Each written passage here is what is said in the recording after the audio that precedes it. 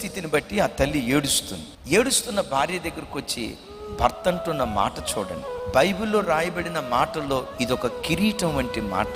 భార్య దగ్గరకు వచ్చి అంటాడు, అన్న ఎందుకు ఏడుస్తున్నావు? పిల్లలు లేరని.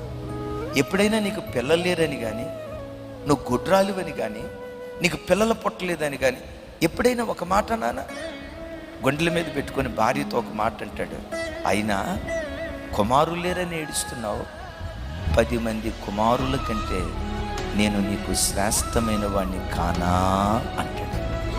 భర్త తన భార్యతో ఎవరితో పోల్చుకొని మాట్లాడుతున్నాడు? నేను నీకు 10 మంది కుమారులకు సమానం అంటే నేను అంటానండి, భార్యతో ఉన్న బంధాన్ని కుమారుడితో ఉన్న బంధానితో పోల్చుకోగలడా? అంటే 10 మంది కుమారులు ఒక తల్లికి ఎంత ధైర్యం ఇస్తారో ఒక భర్త తన భార్యకి అంత ధైర్యం ఇచ్చాడు.